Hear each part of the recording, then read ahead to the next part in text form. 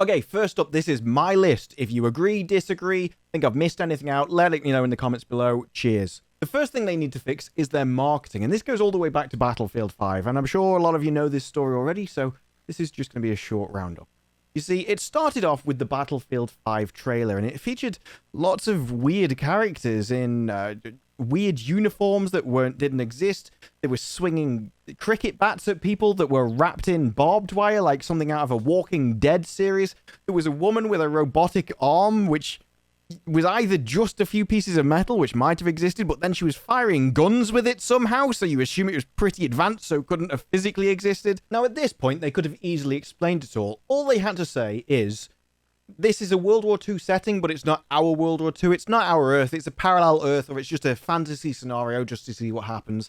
And that would have explained everything. Everything would have been on all fine. But instead, they tried to spin it as gamers hate women, which doesn't make any sense because many games have been successful with female leads. Just take Lara Croft. That's been a massively successful game. It's had sequel after sequel. Gamers love women. I mean, hell, gamers didn't spend 30% of their time in Lara Croft in crawl mode just because there was a lot of tunnels to get through. So then Patrick Soderland, and I don't know if I'm pronouncing his name right, and I don't care, because I'm going to provide him exactly the same amount of respect he showed me. Yes, he said, if you think that all of this, if you have a problem with any of this, then quite frankly, you're uneducated, and you shouldn't buy the game. And I don't care if you don't buy the game, because telling your customers not to buy your game always goes well. And so I did what any uneducated little peasant would do, and I obeyed the almighty multi-billion-dollar corporation and let them make my decisions for me. And so I didn't buy it. And I've bought every other Battlefield game since Bad Company 2. And yet I didn't buy this one, and it seems neither did anybody else, because EA blames low sales on marketing and development delay. Yes, they're going to stick the development delay in, but quite frankly, we all know the marketing disaster that caused the problem. And that is why 2 months later, Patrick Soderland left the company. And I'm not going to celebrate him leaving. I'm not going to dance on his firing. But what I will say is what you did was extremely poor marketing. And it's something that you should have learned very early in your career. And the fact that you didn't learn that you shouldn't say that to your customer base really just makes you look a little bit uneducated. So the first thing I want to see is marketing giving players what they want. Give them a reason to play the game. So, with that in mind, what is it that I want? First up is an increased player count. Battlefield has been at 64 players forever. And it's time for an increase. Why? Because Battlefield is a very different game than something like COD. Call of Duty is a lot smaller battles, is a lot more enclosed. And one of the reasons I like Warzone is actually because the map is a lot more like a Battlefield map. There's a lot more to it. There's a lot more zones, farther distance. It just feels like there's a lot more going on in Warzone than there is in a normal COD map. And Battlefield has always been, like its namesake, a battlefield. It's always been a war. There's always explosions, tanks, rockets, planes all going overhead, and the chaos that ensues, the feeling of actually being in a war scenario that can only happen, the moments that can only happen in Battlefield, those would just be so much more plentiful with more players. You can have bigger maps, you can have more populated maps, the maps can be more varied. There's only upsides, and I'm a big fan of PlanetSide 2. PlanetSide 2, unlike Battlefield's 64 player limit, PlanetSide 2 can have a player limit of 2,000 people per continent. And all of those 2,000 people on that continent could technically be on one portion of the map in one battle. Those map battles were insane. Yes, it was a meat grinder, but some of the best fights in my life, some of the most epic, some of the most entertaining, and some of the most gratifying fights have been on PlanetSide 2 in those massive player battles. But there's a huge gap between 64 players and 2,000. I feel like somewhere in there's a middle ground where we can increase the player limit and not go completely insane. And that is I want to see, because I think all it will do is exaggerate everything I love about Battlefield. Next up, Levolution, as Battlefield call it. Now, this has gone back a long time, and it was in Bad Company 2 when I first started, and I loved the Levolution in Bad Company 2. Destructibility, as I prefer to call it. It's in that kind of thing. If you had an entire team chasing you into a house, you could blast your grenade launcher into a wall, blow a hole through the wall, hop out through the wall that you like, the entrance that you've just made, and flank them and kill them all. It was awesome, and it led to maps slowly evolving over time. Buildings would slowly change, new holes in walls would open, entire buildings would collapse, and it felt organic. It was slow and natural, and it was different every time you played. Because all of the players made it as they needed it over the course of a game, it felt real. It was immersive. And now this is very different than the sort of Levolution that happened in Battlefield 4, which was more along the lines of fixed, developer-designed massive events, like a skyscraper coming down if you blew up the towers at the bottom. Now, the issue was, when the tower came down, it ruined the entire map. It took away the best part of the map. It took away the best feature. And it, if anything, it led to me and my mates defending the tower. Anytime anyone tried to blow up, we would go and kill them because we wanted the tower there, because otherwise the map turned trash.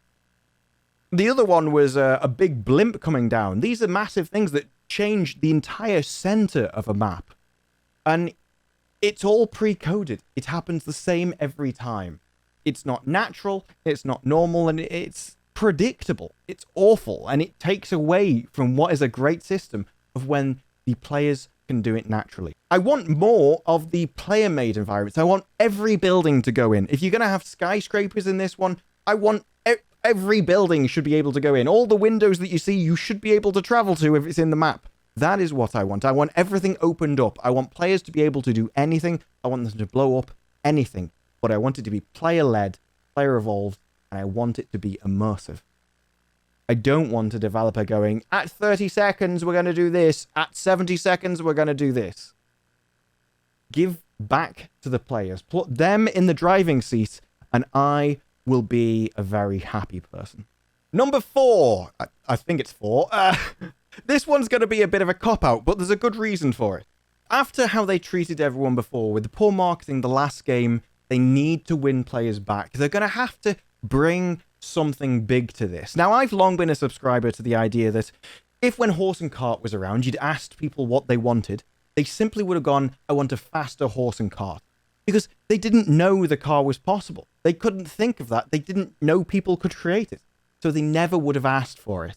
And that's the position I'm in with Battlefield. I can come up all day and say, I want a bigger and better Battlefield. But you're going to have to do more than that. If you want to bring back the people you've lost, you've got to have a killer feature. And that feature has got to be original. It's got to be creative. It's got to be innovative.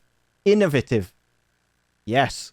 So what you need is a killer feature. And I want to see it on reveal day, because you've got to win a lot of players back. And although, yes, at the moment, people may be crying out for a game, they may be hungry for a brand new game, Battlefield is still quite a way off from launch. And by the time that game comes out, you're going to be up against a lot of new, stiff competition. So you can't rest on your laurels. You can't think you've got it in the bag. And you have to go a lot further than you normally would do. And you can't just go, yeah, it's another Battlefield game. It's not enough. I want a killer feature. It's got to be big. And while I'm here, also included in 4, because that one wasn't really a feature, I'm going to say, if you're going to do cross-platform, if you're going to do consoles with controllers versus PC and mice, then please, oh God, please, allow both sides to turn it off. Because something like Warzone, it allows consoles to turn it off on their end, but PC is forced to have it on. Although I love the idea of cross-platform matchmaking, there are some times where I just want to play against people with a mouse. So please, if you're going to do that, if that's going to be a new feature, allow both sides to turn it off. It's only fair. I'm all for player choice, put the players in control and let them choose the best game for them. And number 5, I want to see mods and private servers. I want to see community-run servers as 100% certainty. And ideally, I want to see mods, but I know it'll never happen. I am an old-school PC gamer.